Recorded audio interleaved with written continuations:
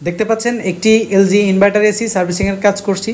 এই এসিটি 15 দিন আগেই আমাদের লোক সার্ভিসিং করে গিয়েছে।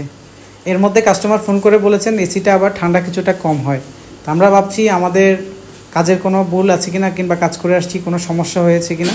যেহেতু আমরা এসি সার্ভিসিংয়ের পরেও কোনো প্রবলেম হলে সেটা রেসপন্সিবিলিটি নিয়েই দেখে দিই। তো আবার আজকে গিয়ে দেখি এসিতে অনেক বেশি ময়লা জমে আছে। তো আমি আমার লোকজনকে জিজ্ঞেস করলাম এত ময়লা কেন, যেহেতু 15 দিন আগে এসি সার্ভিসিং করেছিল। তো তারা বলছে যে আসলে এই এসিতে অনেক বেশি ধুলাবালি জমে, যার কারণে এখন আবার ধুলাবালি জমে ব্লক হয়ে গেছে। যেহেতু এই কাস্টমারের বাসার পাশের বাড়িটাই কনস্ট্রাকশনের কাজ চলছে আর আউটডোরটা ঠিক ওই একই জায়গায় লাগানো, যার কারণে এসির আউটডোরটা ময়লাতে একদম ব্লক হয়ে যায় 15-20 দিনের মধ্যেই।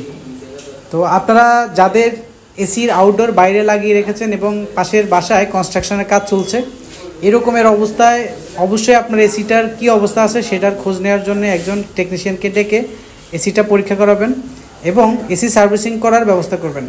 কারণ এই রকম অবস্থায় যদি এসির আউটডোরের কন্ডেন্সার ব্লক হয়ে থাকে তাহলে এসি চালালে দুর্ঘটনা ঘটতে পারে, এছাড়াও নানান ধরনের সমস্যা হতে পারে। এসির কন্ডেন্সারে অতিরিক্ত ধুলাবালি জমে থাকলে এসির নানান ধরনের সমস্যা হয়ে যায়, গ্যাস লিক হয়ে যায়, অনেক সময় বিস্ফোরণের মতো প্রবলেমও তৈরি হতে পারে। তো আপনারা যারা এসি সার্ভিসিং করেননি এখনই ফোন করতে পারেন আমাদের স্ক্রিনে দেখানো নাম্বারে। আমরা সারা ঢাকায় হোম সার্ভিসের মাধ্যমে এসির যাবতীয় রিপেয়ার এবং সার্ভিসিংয়ের কাজ করে থাকি।